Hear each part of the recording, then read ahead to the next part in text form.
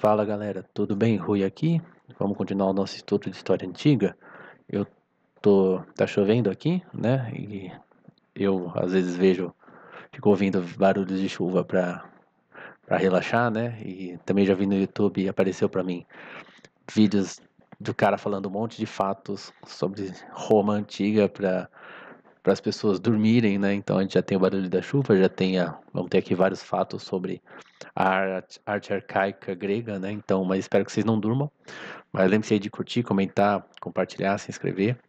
Lembra que você pode ajudar a gente no Tipa.ai e também tem a nossa série de lógica, tem toda a história da Grécia até a Guerra do Peloponeso aí. Nós vamos seguir em frente. Depois que acabar a Grécia, vamos para Roma e sabe lá o que, né? Então a gente está no fim do período arcaico, no período clássico. Eu vou ser sincero com vocês, eu não me dou muito bem com esses capítulos de arte, né? Vai ter um outro vídeo sobre arquitetura ainda, mas eu acho difícil de entender o que os caras estão falando, eu me perco, né? Eu tentei ler o capítulo, depois parei, voltei de novo e aí eu acabei pedindo ajuda pro chat GPT, vou ser sincero com vocês, porque aí eu vi que bateu mais ou menos o que eu tinha lido com o que o chat falou, então vai assim, né? Esse vídeo é escultura e pintura, né? O cara da Cambridge Ancient History faz uma divisão ali em meio que três períodos, arcaico, tardio, clássico meio que inicial. Ele faz clássico até 480, de 480 a 450 e clássico até 400, né? Então eu mandei o chat GPT seguir mais ou menos essa distinção, né? Então eu vou fazer escultura dos três períodos, aí pintura, cada um dos três períodos, né? Para ficar em vez de fazer escultura do tardio, do arcaico tardio, depois pintura do arcaico, essa coisa, né? Então você vê que a gente está voltando bastante, né? Porque a gente terminou a guerra do Peloponeso, né? Falou um pouquinho sobre o Tucídides, né? E Heródoto, que também o Tucídides é contemporâneo da guerra do Peloponeso, que é em 400, né? A guerra do Peloponeso acaba ali em 400. E a gente está voltando lá para 520, né? Que é antes da guerra dos persas, ainda estava, acho que o Pisístrato no poder em Esparta, essa coisa toda, né? Então é a revolta jônia em 500, né? 499, e a primeira invasão dos persas é 490, né? Então a gente está voltando bastante no na nossa cronologia aí, né? Então vamos lá. Escultura do fim do período arcaico, mais ou menos 520 e 480. A gente já tinha falado um pouquinho delas. Elas são, predomina, né? O Kouros e a Core, né? Que é uma estátua de homem e uma estátua de mulher. Que o plural, né? Então é um Kouros e vários Kouroi, né? Que são as estátuas masculinas. E uma Core e várias Korai, né? Plural grego é assim. Então elas vão adquirir maior naturalismo.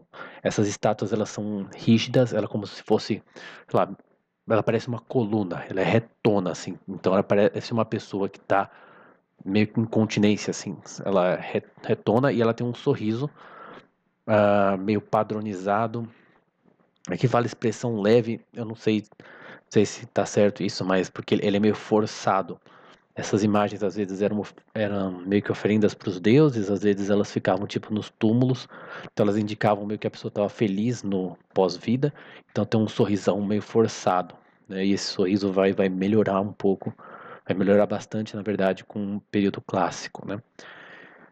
Então, na virada, né, esse período arcaico que está acabando, o corpo humano vai ser retratado com melhor compreensão anatômica e indícios de movimento. O exemplo marcante, a gente vai falar dele depois, é o Menino de Critios. Ficou em inglês, mas ele é de cerca de 480, então ele é bem da virada. Ele meio que marca esse fim do arcaico na escultura para passar para o clássico, né? Então, e ele mostra o início de um negócio chamado contraposto, com dois P's, tá certo isso aqui, tá? Eu acho que deve ser um termo italiano, mas é a postura em que o peso do corpo se apoia em uma perna, conferindo dinamismo e naturalidade. Vocês podem procurar esse termo, você vai ver as esculturas ali desse período. Mas um pouquinho antes vamos comparar, falar mais do período arcaico em si, porque o menino Critios, ele já é da virada, né? Então, esse aqui eu tirei da Cambridge Ancient History. Ele fala assim: o último estágio no desenvolvimento do Kouros pode ser ilustrado pelo chamado Apollo de Strangford, no Museu Britânico, que é esse aqui que vocês estão vendo à direita. Aí ele pega um Kouros mais antigão, que é o Kouros de Tênia, né, que é de 560. Na verdade, ele é bem mais antigo do que ele é do arcaico. A gente começou em 520 com o final do arcaico, né? Mas esse Kouros, ele é de 560, então ele é do arcaico mesmo. Arcaico velho mesmo. Então, o cara fala assim: corpo, pernas e cabeças permanecem frontais. Porque ele está querendo mostrar o que houve de mudança dentro do arcaico, né? E o que continuou igual, né? Então, corpo, pernas e cabeça continuam frontais, ele é retão, ele é como se fosse uma coluna, ele está apoiado nas duas pernas, né? E o peso ainda é igualmente distribuído entre as duas pernas.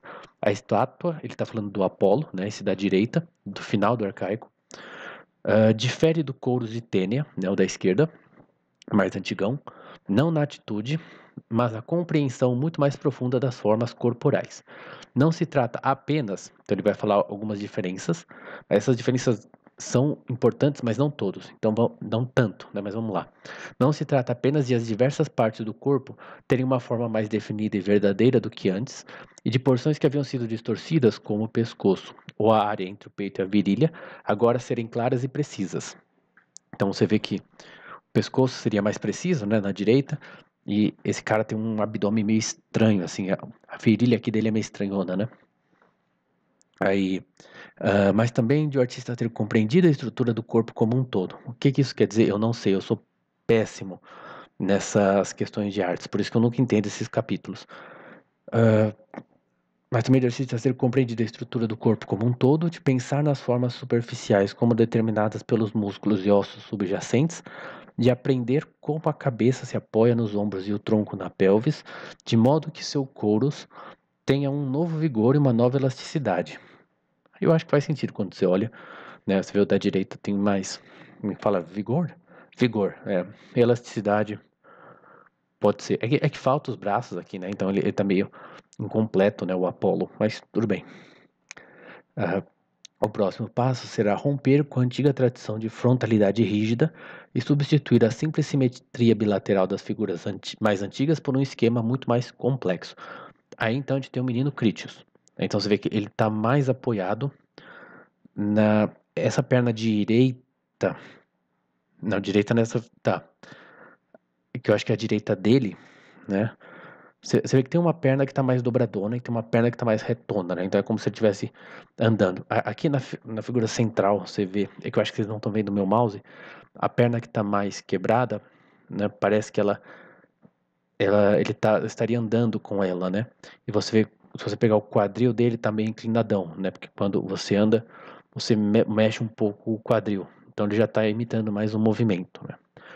Então, aqui é a questão do sorriso, esqueci de pôr, mas essas fotos de cima são o sorriso arcaico. Você vê que essa do meio é muito boa, né? Você vê é meio forçadão assim o sorriso. E o menino Critias, na verdade, não tem sorriso. O rosto tá bem mais humano, né? Bem mais real, assim. Então esse período, que agora é o início do clássico, né? Que a gente colocou de 480 a 450, ele também é chamado de período severo. Se você olhar o menino Critias, período severo, e esses caras de cima são um período arcaico, né? Porque ele é mais serião mesmo.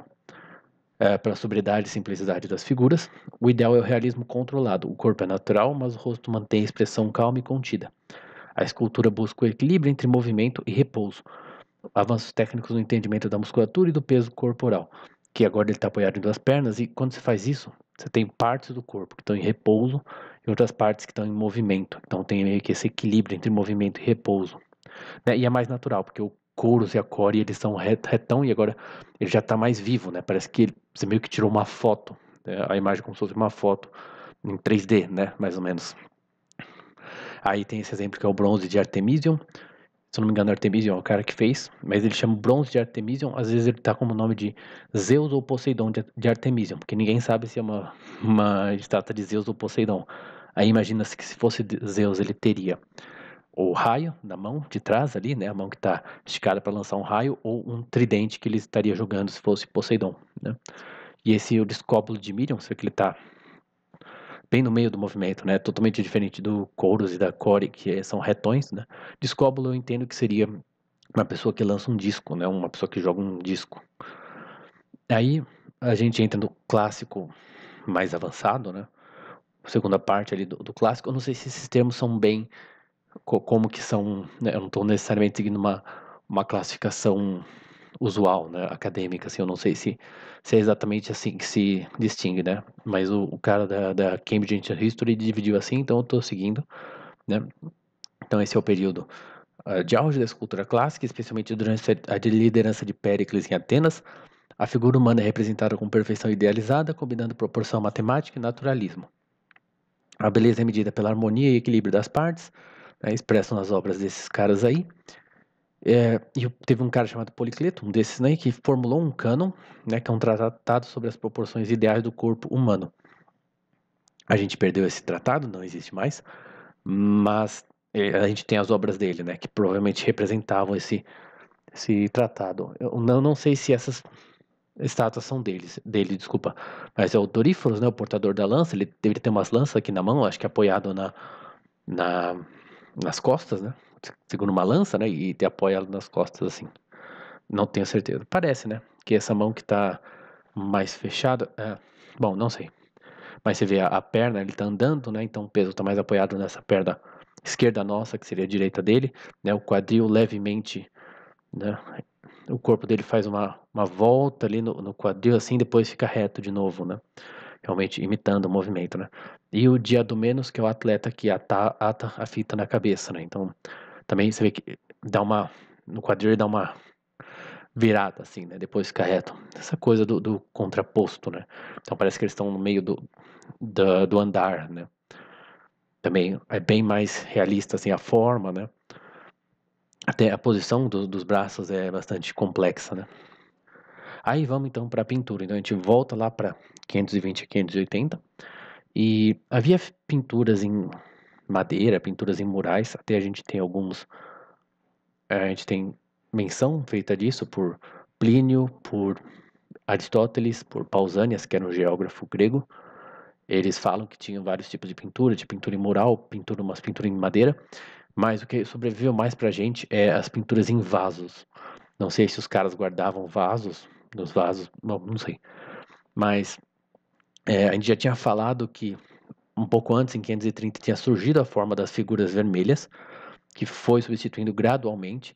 Então, em geral, os vasos que têm figuras vermelhas seriam mais novos ou são uma inovação do que os que têm figura preta, né? Apesar de que pode ter um vaso de figura preta que é mais novo do que um vaso de figura vermelha, né? Mas quando você faz a figura, porque o vaso, a argila é naturalmente vermelha, né? Então, primeiro eles começaram a pintar as figuras de preto, né? Mas aí fica difícil de você fazer detalhes nas figuras. Aí os caras tiveram a ideia de fazer o contrário. Então você imagina ali como é que vai ficar o desenho, né? E você pinta o fundo e deixa os caras de vermelho. Aí você consegue um pincel bem fininho, né? E fazer os detalhezinhos de preto. Tinha um contorno também que eles faziam com uma, com uma outra tinta também, né? Então eram várias técnicas que tinham. Aí você queima a argila, né? Faz duas queimas diferentes. Tem altas, altas ciências ali que os caras tinham. Mas continua sendo. Então você tem maior detalhamento dos gestos, dos contornos. E os temas continuam sendo mitológicos, mas eles começam a explorar humanas e cenas cotidianas. Então eu peguei aqui mais as figuras pretas para a gente poder comparar, né? Então esse é ânfora com Aquiles e Ajax jogando dados, né? Que está no Vaticano. Ele é um pouco anterior a 520, né? A gente teria começado aqui em 520, ele é mais antigão assim, mas é bem estilo arcaico, né? Você vê assim, sei lá, tem um perdão aqui e tal. Esse aqui seria tipo acho que a proteção, né, da coxa. E você tem, tipo, o olho deles tá, tipo, olhando pra gente, sendo que eles tinham que estar olhando pra baixo, né? Tipo, é bem estranho, né? Aí você tem aqui seria Ialus, que é um cara, né? Hércules contra o leão, né? E Atena aqui. Então você vê, tipo, ó, a coxa dele é meio estranhona, assim, né? Ó, sei lá. As coxas do cara é muito grande, é meio estranhão, assim, né? Mas já tinha nessa época, já tinha então alguns vasos que eram o contrário, né? O Hércules aqui seria em vermelho e o fundo de preto, né? Porque em vez de pintar os caras de preto, você pintaria o fundo de preto, né? Então, a figura, de novo, só sobreviveu a pintura em vasos E as figuras, então, de 480 para frente começam a mostrar maior profundidade e movimento, e os pintores começam a experimentar efeitos de perspectiva e sombra. Essa busca pelo espaço tridimensional prepara o terreno para o esplendor do século seguinte. Os temas ainda são mitológicos, mas tratados com maior seriedade e introspecção. Então, uma famosa é Cratera de Nióbidas. Eu deveria ter deixado maior para a gente poder ver aqui o rosto. Esse aqui é interessante. Então, é o Édipo e a Esfinge por um cara chamado Pintor de Aquiles. É o nome com que ele ficou, né? Então, aqui o rostinho dele, tem o narizinho aqui, o olho, né? Já tá melhorzinho, assim, mais detalhes, é maior detalhamento, né? E aí, a gente chega pro final, que é de 450 a 400. De novo, ele repete, o ChatGPT repetiu demais isso aqui, né? Só sobrou a pintura de vasos, né? Então, os artistas dominam a perspectiva, a luz e o sombreamento, criando ilusão de profundidade. Há maior interesse pela expressão emocional e pela dramatização de cenas mitológicas ou históricas, e a gente tem grandes mestres conhecidos por fontes literárias, né? Aí ele colocou aqui uma síntese, né? Então, você tem basicamente no arcaico tardio, passagem da rigidez ao movimento, né? No clássico, realismo contido, e no clássico pleno seria beleza ideal e equilíbrio, né? Então tem a questão da postura, que começa a ter o contraposto, né? O peso se apoiando em uma das pernas e a outra está mais livre, então ele já está jogando a outra perna para frente ali para andar, né? E aí o clássico pleno desenvolve essa postura natural e harmônica. Sorriso arcaico, né? Que é forçadão. Aí no clássico inicial é o período severo, tem uma mais seriona, assim tal, e aí já tem no clássico pleno uma idealização equilibrada. E aí aqui ele tá meio que misturando, né? Acho que figuras vermelhas é pintura, né? E então, e aí, conforme vai pro clássico, tem as tentativas de profundidade, domínio da perspectiva e da luz. É isso, galera. Espero que tenham gostado. Então, de novo, lembre-se aí de curtir, comentar, compartilhar. Link do Tipo a Ponto aí na descrição ali. E vamos que vamos. Semana que vem, daqui a 2 semanas, né? A arquitetura aí desse período. Muito obrigado, até a próxima.